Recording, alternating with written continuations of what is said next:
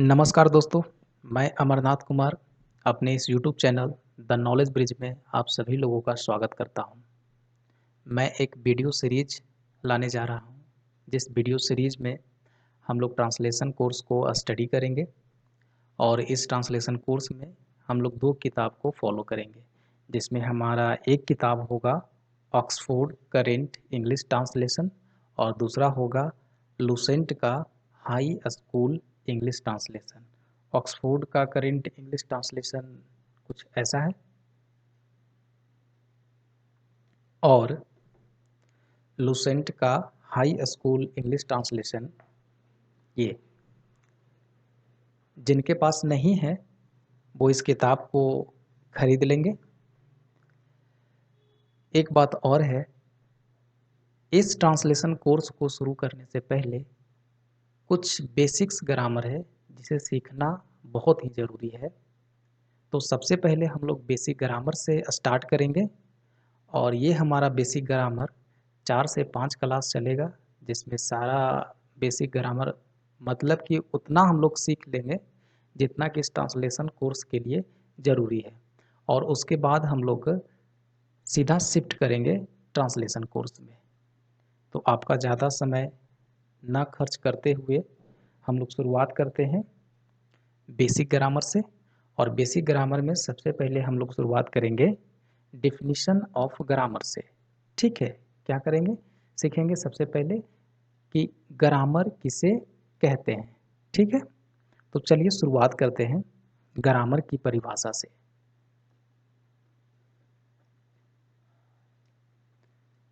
Grammar किसे कहते हैं? ग्रामर को हम लोग हिंदी में, ग्रामर का हिंदी में अर्थ होता है व्याकरण। व्याकरण, ठीक है। देखिए, इसका पहले मैं डेफिनेशन लिख देता हूँ और हिंदी में इसको मैं बता भी दूंगा, फिर उसको मैं समझाता हूँ। ठीक है,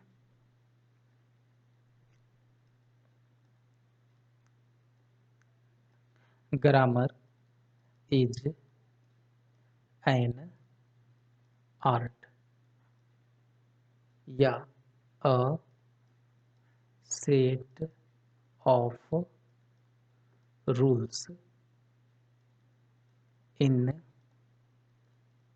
विच we learn any language correctly, write, read and speak। देखिए, ग्रामर क्या है? ग्रामर एक कला है। ग्रामर एक कला है जिसमें हम किसी भी भाषा को, यहाँ पे ध्यान दीजिएगा, मैं अभी बता रहा हूँ, बोल रहा हूँ, किसी भी भाषा को। ग्रामर एक कला है जिसमें हम किसी भी भाषा को सही सही ढंग से लिखना, पढ़ना और बोलना सीखते हैं।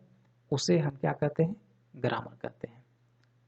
मतलब अंतर्गत ग्रामर के अंतर्गत हम लोग किसी भी भाषा को क्या करते हैं? सीखते हैं या स्टडी करते हैं। जहाँ पे लर्न लगा हुआ है ना, उसके जगह पे हम लोग स्टडी भी लगा सकते हैं। तो ग्रामर एक कला है जिसके अंतर्गत हम लोग किसी भी भाषा को सही सही ढंग से लिखना, पढ़ना और बोलना सीखते हैं। उसे क्या कहते हैं? ग्रामर कहते हैं। यहाँ पे ध्यान देने वाली बात है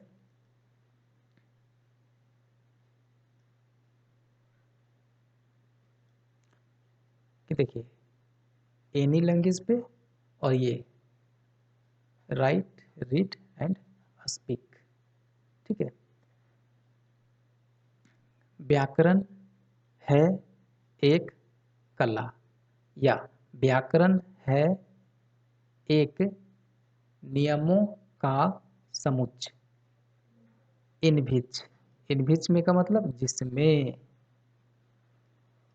जिसमें हम लोग लर्न का मतलब सीखते हैं, किसी भी भाषा को, किसी भी भाषा को कैसे सीखते हैं?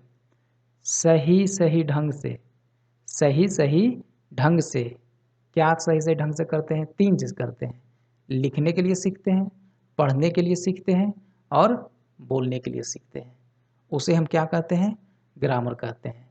ये सेट ऑफ रूल्स का हिंदी होगा नियमों का समुच्चय। नियमों का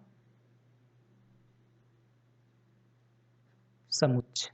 ठीक है, नियमों का, वहां पे दिख नहीं रहा होगा, मैं बता देता हूं, नियमों का समुच्चय। और एन आर्ट का मतलब समझ रहे हो? एक कला। ठीक है, हम लोग आगे के ट्रांसलेशन कोर्स में ना हिंदी करने के लिए भी सीखेंगे, लेकिन पहले अभी इसको थोड़ा सा समझते हैं। जैसे हम लोग ट्रांसलेशन कोर्स में आएंगे तो सारा चीज़ आपको हिंदी भी करने के लिए आ जाएगा। ठीक है, अगर आपको ये डिफिनीशन क्लियर हो गया है तो हम अब आगे बढ़ते हैं। आगे आते हैं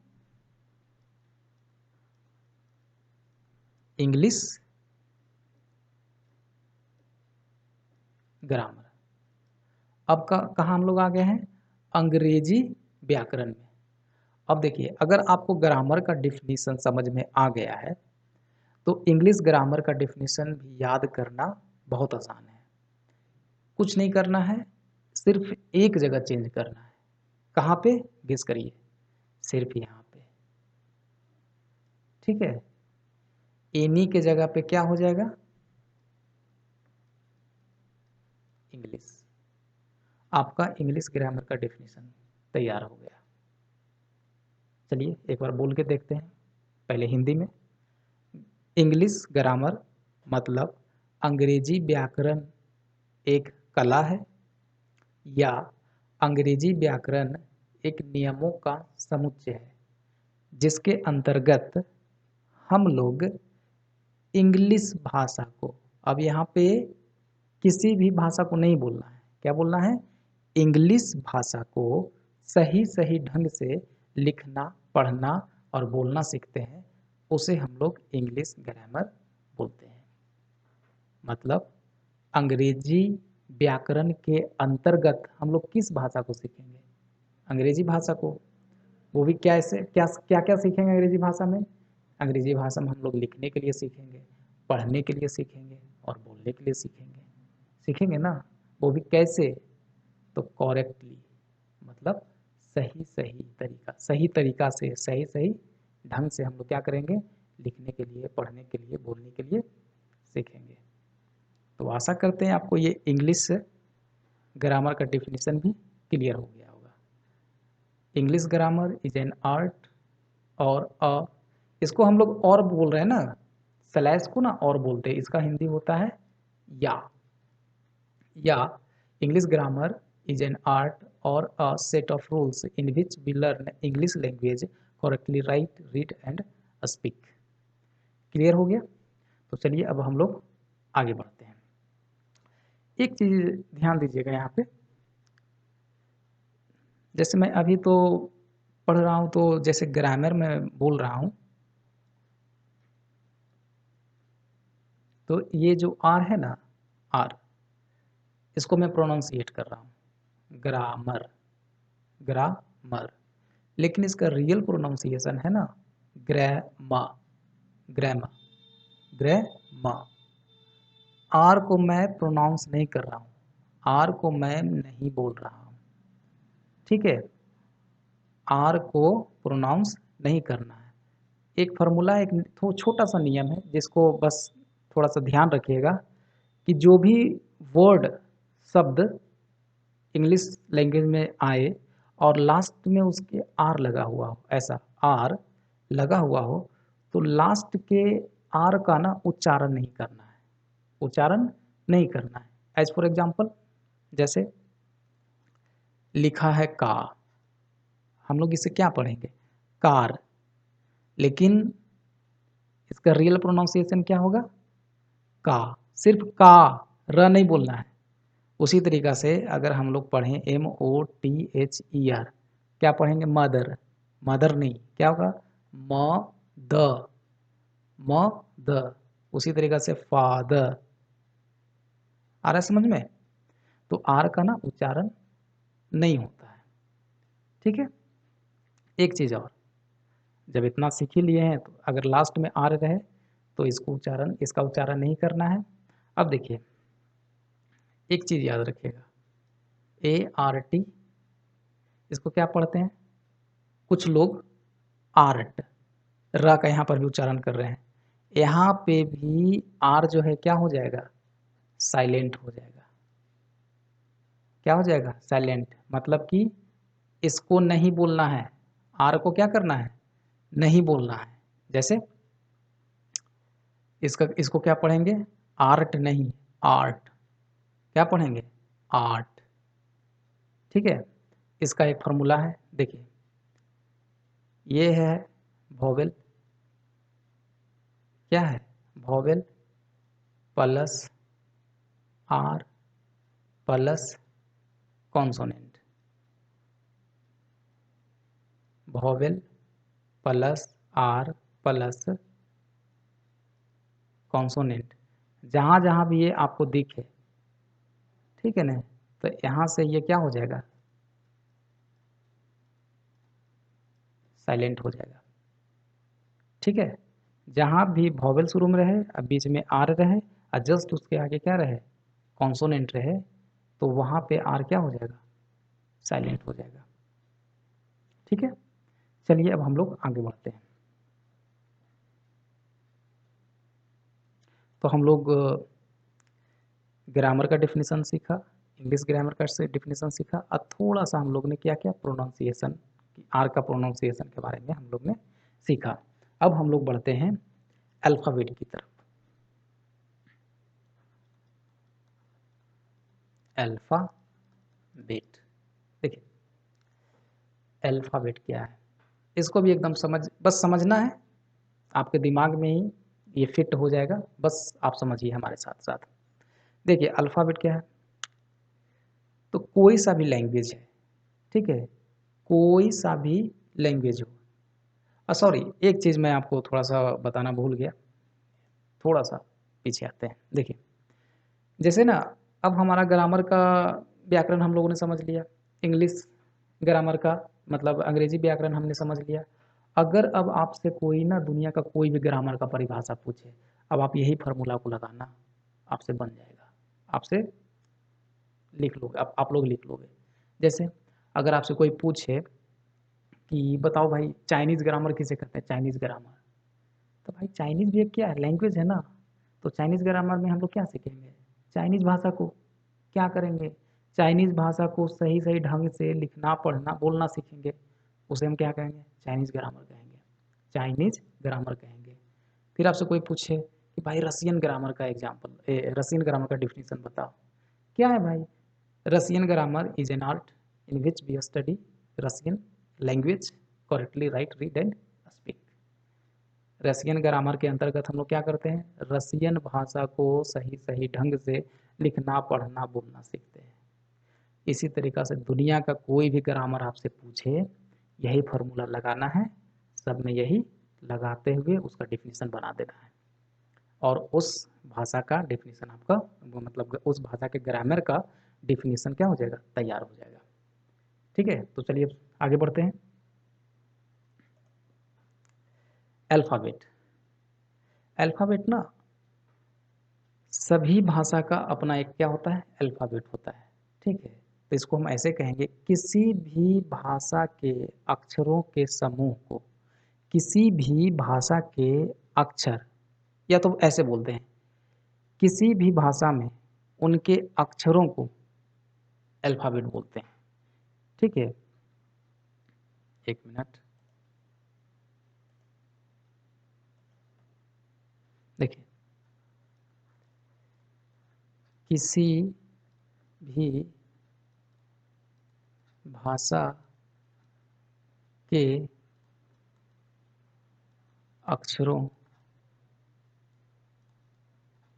को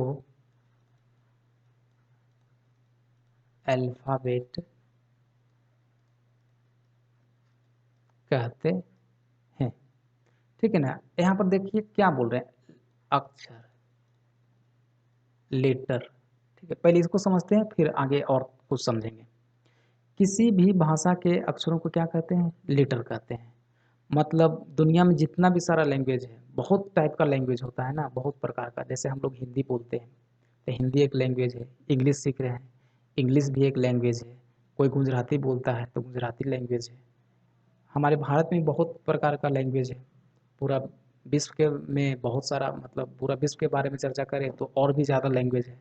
तो जितना भी सारा लैंग्वेज है, उन सभी लैंग्वेज का ना एक अपना क्या होता है? अक्षर होता है। उन सभी लैंग्वेज में क्या होता है? उनका एक अपना अक्षर होता है। और उन सभी उस लैंग्वेज के उन सभी अक्षरों को उन सभी अक्षरों को उस भाषा का अल्फ़ाबेट बोलते हैं। ठीक है? जैसे अगर हिंदी का है तो हिंदी का जो अल्फ़ाबेट क्या होगा? तो क, ख, ग, घ, क से लेके य, र, ल, व जो भी है वो सब उसका क्या है? अल्फ़ाबेट है। इंग्लिश में क्या हो जाएगा? ए, बी, सी, डी, मतलब ए से लेके जेड तक वो सब क्या हो जाएगा? इंग्लिश भाषा का अल्फ़ाबेट हो जाएगा। तो अगर हम अल्फ़ाबेट समझ लिए हैं तो अब इंग्लिश अल्फ़ाबेट में आते हैं। ठीक है? English alphabet. ठीक है? देखिए, ये क्या है? तो अंग्रेजी भाषा में 26 प्रकार के अक्षर होते हैं। अंग्रेजी भाषा में 26 प्रकार के अक्षर होते हैं। उन अक्षरों को क्या बोलते हैं? इंग्लिश अल्फ़ाबेट बोलते हैं। क्या बोलेंगे? इंग्लिश अल्फ़ाबेट क्या है? तो there are 26 letters in English language. There are 26 letters in English language that are called alphabet, English alphabet, sorry.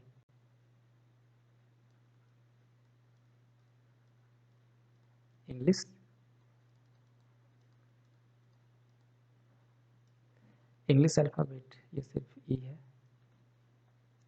अंग्रेजी भाषा में टोटल 26 अक्षर होते हैं। उन 26 अक्षरों को क्या बोलते हैं? इंग्लिश अल्फ़ाबेट बोलते हैं। क्लियर हो गया? देखिए, इसमें ना एक चीज़ देखिए, ध्यान दीजिएगा, मैं बार-बार क्या बोल रहा हूँ ना, ये लेटर, ठीक है? अभी लेटर में आएँगे, लेकिन चलिए पहले लेटर ही पहले समझ लेते हैं, उसके बाद आगे आएँगे, ठीक है? देखिए, अब सभी भाषा में भाई अक्षर होता है, ठीक है? तो आप थोड़ा उस अक्षर का क्या करते हैं? डेफिनेशन जान लेते हैं। सोचिए, किसी भी भाषा में तो अक्षर होता है, लेकिन उस अक्षर का कभी डेफिनेशन सोचा है आपने कि लेटर किसे कहते हैं? लेटर, अक्षर क्या है? चलिए बताते हैं। लेटर क्या है? लेटर एक प्रकार का चिन्ह है, ठीक है? लेटर क्या है? एक प्रकार का चिन्ह है। Letter is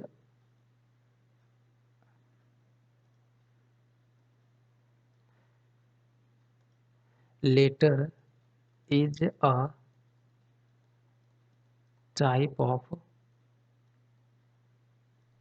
mark. लेटर एक प्रकार का चिन्ह है, ठीक है? विच हैज इट्स ओन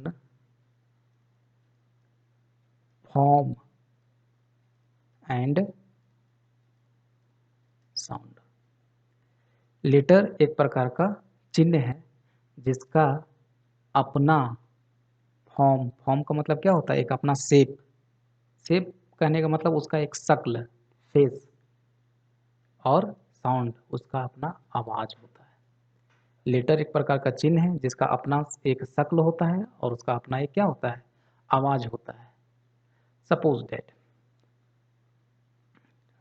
मान लिया जाए हम लोग कोई चीज़ किसी भी लेटर के बारे में नहीं जानते हैं और पहला बार हम लोग लेटर का क्या कर रहे हैं? निर्माण कर रहे हैं। तो उसमें हम लोग क्या करेंगे? उसका पहले हम लोग एक क्या करेंगे? मार्क क्रिएट करेंगे, एक चिन्ह बनाएँगे, ठीक है? और उस चिन्ह का एक क्या करेंगे? आवाज़ करेंगे। जब हिंदी जब नया-नया जब कोई सीख रहा होगा या फिर नया-नया आ रहा होगा, तो सबसे पहले क्या किया गया होगा? कोई लिखा होगा देखो, ये इस तरीका का ऐसे जब हम चिन्ह अभी क्या है मैंने एक चिन्ह दिया है। अब जब भी इस तरीका का चिन्ह तुमको दिखे ना, तो इसको क्या कह के बुलाना? क कह के बुलाना। अब जब भी तुमको ये ऐसा वाला चेहरा दिखे, तो इसको क्या कह के बुलाना? क कह के बुलाना। जैसे आपका जन्म हुआ होगा, तो माता-पिता ने आपका नाम रखा होगा ना? तो आपका कोई चेहरा है और उस चेहरा के पीछे आपका क्या है? नाम है और वही नाम लेके आपको क्या करता है? सब लोग बुलाता है। उसी तरीका से जब क का जन्म हुआ, तो क का जन्म हुआ तो पहले उसका चेहरा आया सामने, ठीक है? अब इस चेहरा का क्या हो गया? एक नाम हो गया। उसी तरीका से ख है, उसी तरीका से ए है, बी है। इस तरीका से ऐसे लिखेंगे ना बाबू, तो इसको क्या कह के बुलाना? सी कह के बुलाना। ऐसे लिखेंगे तो इसको क्या कह के बुलाना? डी कह के बुलाना, ठीक है ना? ऐसे करके लिखेंगे तो इसको क्या कह के बुलाना? थीटा कह के बुलाना। साइन थीटा, कॉस थीटा ये सब पढ़े हैं ना? कहीं-कहीं पर क्या है, ऐसे करके लिखेंगे ना तो ये जो लिखते हैं, इसको क्या कहना? डिग्री बुलाना। ये सब क्या है? एक मार्क है और उस मार्क का हमने क्या दिया है? एक नाम दिया है। देखिए यहाँ पर बार-बार मैं क्या बोल रहा हूँ? मार्क। र का मैं क्या कर रहा हूँ? प्रोनाउंसिएशन कर रहा हूँ। लेकिन यहाँ पे र का ना प्रोनाउंसिएशन नहीं होगा। वो वाला फ़ॉर्मूला देखिए। जैसे ये क्या है? मार्क है, क्या बताया था? Vowel plus R plus consonant. जब भी यहाँ पे रहे तो ये वाला आर क्या हो जाएगा? साइलेंट हो जाएगा। तो इसका रियल प्रोनाउंसिएशन क्या होगा? मार्क। क्या होगा? मार्क। क्लियर? तो आशा करते हैं लेटर का डेफिनेशन आपको समझ में आ गया होगा। आगे बढ़ते हैं। अब लेटर सीख ही लिए हैं तो वर्ड भी सीख लेते हैं और सेंटेंस भी सीख लेंगे। लेकिन चलिए आगे आते हैं। वर्ड है और सेंटेंस है। अब क्या है, अगर आपको लेटर समझ में आ गया है तो लेटर को उठाओ, उसको सही तरीक़ा से मिलाओ। लेटर को क्या करना है? लेना है, किसी भी भाषा का लेटर हो, उस लेटर को उठाइए और उसको अच्छे तरीक़ा से मिक्स करिए। अब मिक्स करने के बाद कुछ अच्छा मटेरियल बन के आ जाए, वो हमारा क्या हो जाएगा? वर्ड हो जाएगा। आ रहा समझ में? कहने का मतलब है शब्द क्या है? तो शब्द ना अक्षरों का समूह है। अक्षरों का समूह होता है। वर्ड क्या होता है? अक्षरों का समूह होता है और और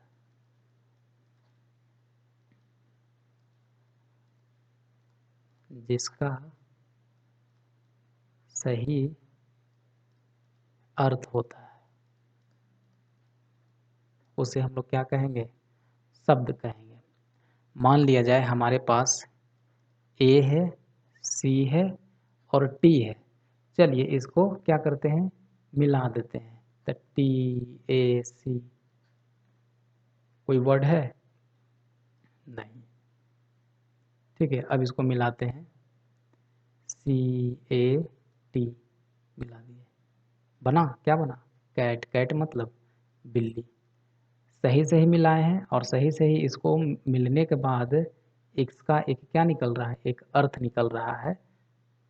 जब इसका एक सही डायरेक्शन में मिला है और मिलाने के बाद इसका एक अर्थ निकल रहा है, तब ये क्या है? एक प्रॉपर वर्ड है। अब ये वर्ड कहलाएगा, ये वाला वर्ड नहीं कहलाएगा। बात आ गई समझ में? शब्द क्या होता है? शब्द जो है अक्षरों का एक समूह होता है, जिसका एक अपना क्या होता है? जिसका एक सही सही अर्थ होता है या फिर जिसका एक सही सही अर्थ निकलता है, उसे क्या कहते हैं?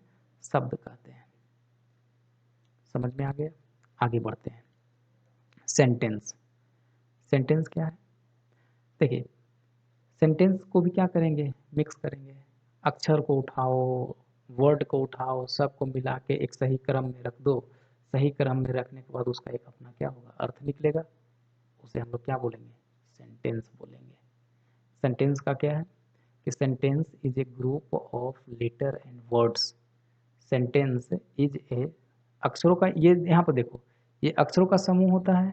यहाँ पर क्या है, इसमें अक्षरों प्लस शब्द, अक्षरों प्लस शब्द। यहाँ पर हालांकि अक्षरों कहना ठीक नहीं होगा, अक्षर तो एक ही दो आता है ना, जिसमें हमारा एक एन है और एक ए है और एक एन है, और जिसका अर्थ भी हमारा ये निकलता है क्या, एक निकलता है ना अर्थ, एक। इसका हिंदी होता है जब सेंटेंस में आता है तो एक निकलता है, तो इसको भी हम लोग वर्ड ही कह सकते हैं। लेकिन चलो समझने के लिए, चलो इसको हटा ही दो, हटाओ, है कि नहीं। अक्षरों के समूह को शब्द कहते हैं और शब्दों के समूह को क्या कहते हैं, सेंटेंस कहते हैं। शब्दों के समूह को, शब्दों के समूह को क्या कहते हैं, सेंटेंस कहते हैं। सेंटेंस का हिंदी होता है वाक्य, वाक्य, ठीक है। जैसे इसमें भी शब्दों के समूह को तो कहेंगे, लेकिन जैसे तैसे लिख देंगे तो वो सेंटेंस नहीं होगा। उसको एक प्रॉपर प्रक्रिया है लिखने का, उसी रूल्स में, उसी रूल्स एंड रेगुलेशंस में लिखेंगे तभी वो हमारा सेंटेंस कहलाएगा। ऐसे उसको सेंटेंस नहीं कहेंगे। जैसे हम लोग वर्ड लिख रहे थे, तो वर्ड में अक्षरों को जैसे तैसे लिख देंगे तो वो हमारा वर्ड हो जाएगा, नहीं होगा। उसी तरीक़े से सेंटेंस में भी वर्ड को सही ढंग से हमको अरेंज करना होता है। अरेंज करने के बाद उसका कोई एक अर्थ निकलेगा, तभी वो हमारा ग्रुप क्या कहलाएगा, सेंटेंस कहलाएगा, मतलब कि वाक्य कहलाएगा। जैसे हम ये लिख रहे हैं, राम सीता इज, इसको मिलाते हैं, राम सीता इज, क्या निकल रहा है, कुछ नहीं। तो ये सेंटेंस नहीं है, ठीक है। अब हम ये लिखें, हमारे पास 3 वर्ड है, एग्जाम्पल 1, एग्जाम्पल 2 लिखते हैं। राम इज अ बॉय, इसको हम लोग क्या करते हैं, मिला देते हैं। इसको ना ऐसे पहले लिखो,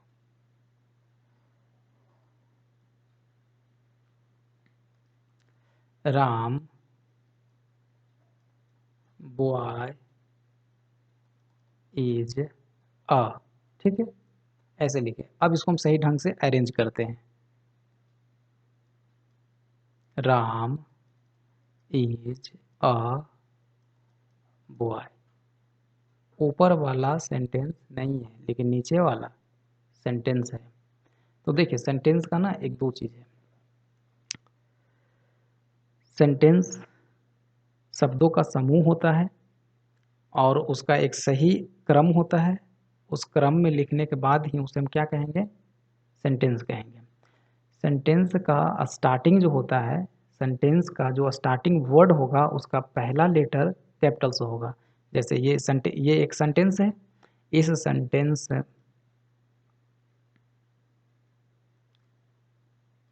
ये एक सेंटेंस है, इस सेंटेंस का पहला वर्ड क्या है, राम है। तो राम वाला जो वर्ड है इसका पहला लेटर क्या होगा, कैपिटल में होगा। किस में होगा, कैपिटल में होगा। उसके बाद लास्ट में फुल स्टॉप रहना ज़रूरी है। फुल स्टॉप रहेगा, मार्क ऑफ इंट्रोगेशन रहेगा, एक्सक्लामेशन मतलब इस तरीका का रहेगा। मतलब कुछ ना कुछ यहाँ पे इसका विराम, पूर्ण विराम टाइप का, मतलब इस तरीका का चिन्ह कोई ना कोई, जिसको हम लोग बोलते हैं पंक्चुएशन। पंक्चुएशन आएगा ही आएगा, ठीक है। फुल स्टॉप या मार्क ऑफ इंट्रोगेशन या अदर पंक्चुएशन कोई सी भी सेंटेंस के अंत में आता ही आता है, तभी वो सेंटेंस पूरा होता है। तो सेंटेंस, किसी भी सेंटेंस को सेंटेंस होने के लिए उसको तो सबसे पहले सही क्रम में होना चाहिए। सही क्रम में होने के बाद उसका कोई अर्थ निकलना चाहिए। उसका अर्थ निकलने के बाद क्या होना चाहिए, उसका जो सेंटेंस का जो पहला वर्ड है उस वर्ड का पहला लेटर क्या होगा, कैपिटल से होगा, और उस सेंटेंस के सबसे लास्ट में देखना है। लास्ट में देखने पर क्या पता चलेगा कि कोई पंक्चुएशन मार्क लगा है कि नहीं लगा है। अगर लगा हुआ है, इन सारे चीज़ों देखने के बाद अगर सेटिस्फाई हो जाते हैं, तब हम इसको कहेंगे कि हाँ ये सेंटेंस है। क्लियर?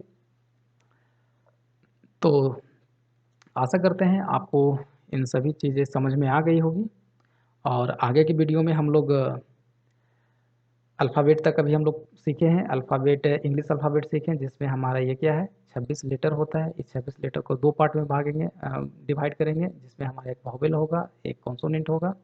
फिर बाद में वोवेल किसे कहते हैं, कॉन्सोनेंट किसे कहते हैं, और आगे कुछ और भी रोमांचक कुछ बताएँगे, जो कि आपको बहुत ही अच्छा लगेगा और एग्ज़ाम्पल के साथ बताएँगे। तो आज के लिए इतना ही, और आगे की वीडियो में बने रहिएगा, और यहाँ तक बने रहने के लिए आप लोगों का बहुत बहुत धन्यवाद, और आशा करते हैं आप लोगों को समझ में आया होगा। तो चलिए विदा लेते हैं आपसे। जय हिंद।